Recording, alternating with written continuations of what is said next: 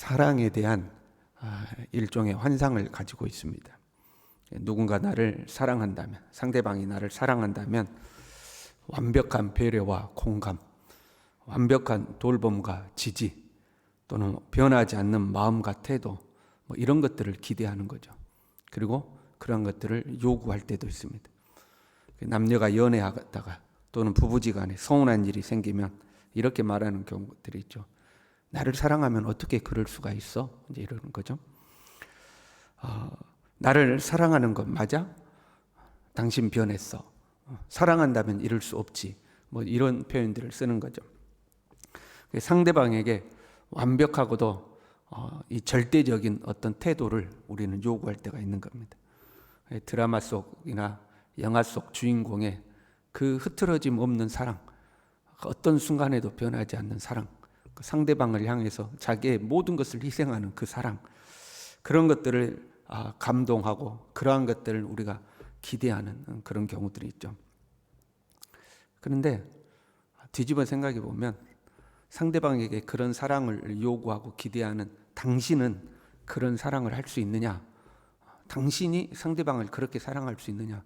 그러면 이제 못한다는 것을 금방 알 수가 있죠. 예수님을 믿는 우리도 사랑에 대한 어떤 이상적인 모습이 있습니다. 왜냐하면 성경에서 사랑을 그렇게 이야기했거든요. 우리가 잘 아는 대로 고린도전서 13장에 사랑은 오래 참고 온유하고 시기하지 않고 자랑하지 않고 교만하지 않고 무례히 행하지 않고 자기의 유익을 구하지 않고 성내지 않고 악한 것을 생각하지 않고 불의를 기뻐하지 않고 진리와 함께 기뻐하고, 그 다음이 이제 클라이맥스입니다.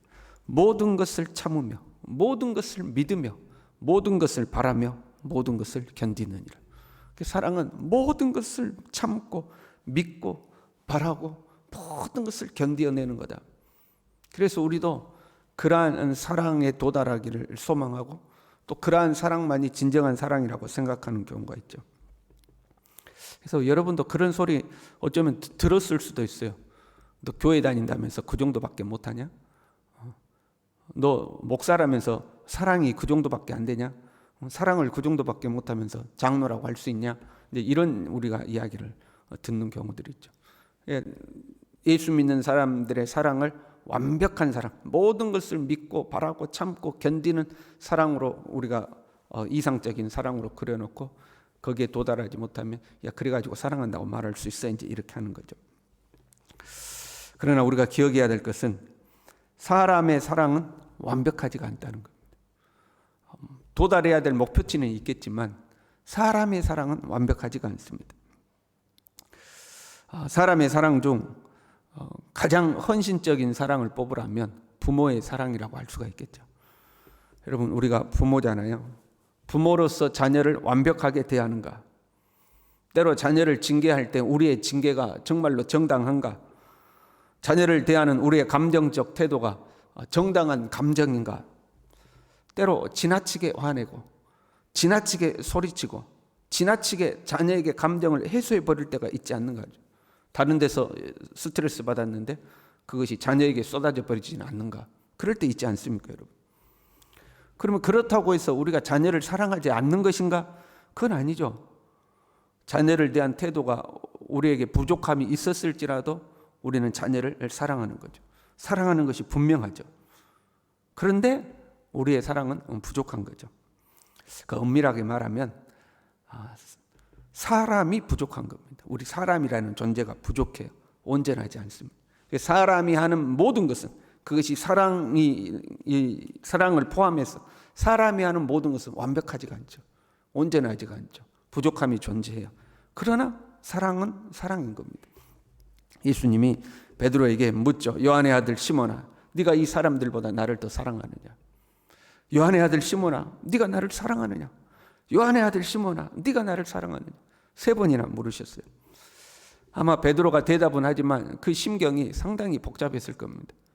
예수님 앞에서 큰 소리치며 내가 죽을지언정 주님을 부인하지 않겠나이다. 그렇게 큰 소리쳤는데 예수님이 잡혀갈 때 도망갔고 그 종들이 물을 때 예수님을 모른다고 3번이나 부인했습니다.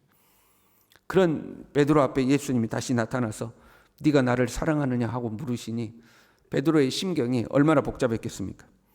그럼에도 불구하고 베드로가 대답합니다. 내가 주님을 사랑하는 줄 주님께서 아시나이다. 내가 주님 사랑합니다. 내가 주님 사랑하는 거 주님이 아시지 않습니까? 그 다음 상황은요, 사람의 상황이라면 이런 것을 예상해 볼 수도 있습니다. 너 나 사랑해? 베드로가 내가 주님 사랑합니다. 그러면 사람이라면 이렇게 다시 되물을 수도 있겠죠. 사랑한다면서 애 그랬어? 너 사랑한다면서 왜 나 버리고 도망갔어? 너 나 사랑한다면서 왜 나 모른다고 그랬어? 그렇게 되물을 수도 있겠죠. 아니면 책망할 수도 있겠죠. 야, 양심은 좀 있어라.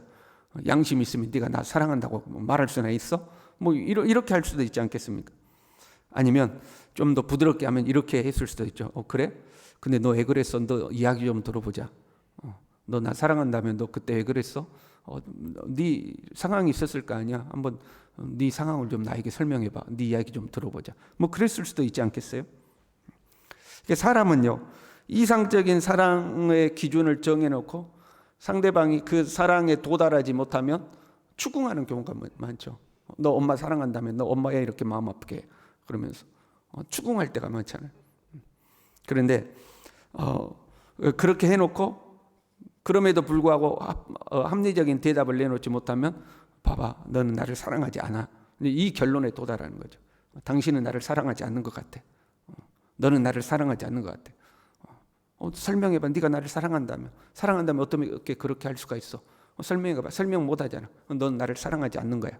이제 그 결론에 우리가 도달해 버릴 때가 많죠. 그런데 예수님은 더 이상의 것을 물어보지 않는 겁니다. 내 어린 양을 먹이라. 무슨 말이냐면 그럼 됐다 그 말이에요. 너 나 사랑해? 예, 내가 주님 사랑합니다. 그럼 됐다. 이 표현인 거예요. 예수님은 왜 그랬는지 묻지 않아요. 어떻게 사랑한다면 어떻게 그럴 수 있어? 그럼 묻지 않아요. 그것이 참 사랑 맞아? 이거 확인하지도 않아요. 그냥 사랑한다고 하니까 인정해 주시는 거죠. 왜요? 사람의 연약함을 아시기 때문에.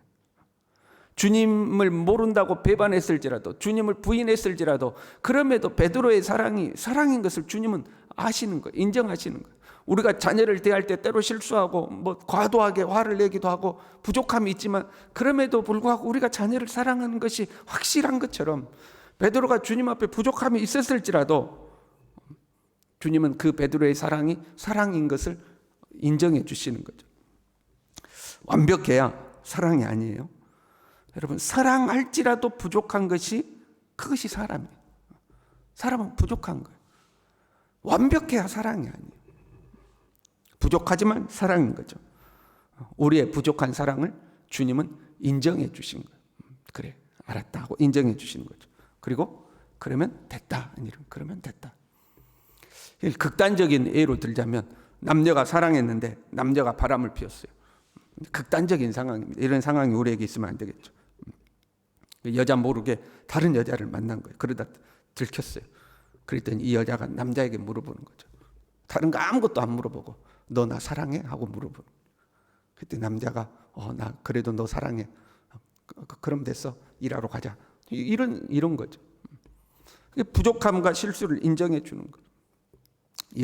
우리 사이에 이런 일이 일어나면 안 되겠지만 여러분, 가정에서 부모 자녀 간에 부부 간에 좀 부족할지라도 사랑을 의심하면 안 되는 거예요. 부족하지만 사랑한 거예요. 예수님은 베드로에게 다른 것을 요구하거나 다른 것을 보고 계시는 게 아니에요. 네가 나를 사랑하냐? 이것만 보고 계시는 거예요. 그래서 사랑한다고 하니까 그럼 됐다는 거예요. 다른 것 다 더 이상 안 물어보고 그럼 됐다는 거예요. 우리가 예수님을 믿고 섬기지만 예수님 앞에 죄송할 때 있죠. 왜? 우리가 부족하니까 예수님께 죄송하고 미안할 때가 있잖아요. 그런 우리를 향해서 예수님 물어보시는 거죠. 너는 나를 사랑하느냐? 너는 나를 사랑하느냐 물어보는. 여러분 뭐라고 대답하실 겁니까? 주님 앞에 온전히 헌신 못했어요. 주님 보기에 좀 부끄럽게 살았어요. 말씀을 다 지키지도 못했어요. 그런데 그런 우리에게 주님이 와서 물어보시는 거죠. 너는 나를 사랑하느냐? 그럼 뭐라고 대답하겠습니까? 아니요, 나 주님 사랑하지 않습니다. 그거 아니잖아요. 그럼에도 불구하고 우리가 내가 그래도 주님을 사랑합니다. 그래 고백하지 않겠어요? 그러면 예수님은 더 이상 묻지 않고 그럼 됐다. 그럼 됐다. 그럼 됐다. 우리의 사랑은 부족하죠. 그런데 예수님의 사랑은 완벽한 사랑입니다. 우리의 사랑이 완벽해서 예수님이 우리를 받아주시고 우리를 사용하시는 것이 아니라 우리는 부족하지만 예수님의 사랑이 완벽하기 때문에 부족한 우리를 받아주시고 부족한 우리를 사용하시는 거죠. 내 어린 양을 먹이라. 그럼 됐다. 내 어린 양을 먹이라 하고 우리에게 사명을 주시는 거죠. 간혹 우리는 주님 앞에 이렇게 이야기할 때가 있어요. 주님, 우리는 재능도 부족하고 나는 돈도 없고 나는 실력도 없고 나는 이것도 없고 나는 저것도 없고 그래서 나 주님 나 헌신 못할 것 같아요. 주님 봉사 못할 것 같아요. 이 직분 감당 못할 것 같아요. 나는 큐티도 안 했고 나는 기도도 안 했고 이것도 안 했고 저것도 안 했고 이것도 못하고 저것도 못하고 이것도 없고 저것도 없고 그래서 나 주님 이거 직분 감당 못할 것 같아요. 우리 이렇게 생각할 때 있잖아요. 근데 예수님 다른 걸 물어보지 않고 너는 나를 사랑하느냐? 이건 물어보지. 너는 나를 사랑하느냐? 예, 내가 주님은 사랑합니다. 그럼 됐다. 그럼 됐다. 내 양을 먹이라. 이렇게 말씀하죠. 그럼 됐다. 주님 사랑하면 다른 건 안 물어보시는 거예요. 주님 사랑하냐? 그것만 물어보시는 거예요. 그리고 주님 사랑한다고 하면 그럼 됐다라고 말씀하시는 거죠. 우리가 비록 부족함이 있지만 이 주님을 더욱 사랑할 수 있기를 바랍니다. 내 부족함이 더 온전해지도록 우리는 한 걸음 한 걸음 가야겠죠. 그러나 부족하지만 우리가 주님 사랑하는 거예요. 이 주님을 우리가 더욱 사랑하고 이런 우리를 사랑하셔서 우리를 불러주시고 나의 허물과 나의 부족함을 책망하는 것이 아니라 그냥 다 덮어주시고 나에게 직분을 주시고 나에게 사명을 주신 주님 앞에 더 헌신하며 더 주님 사랑하며 그렇게 살아가는 우리가 될 수 있기를 바랍니다. 기도하겠습니다.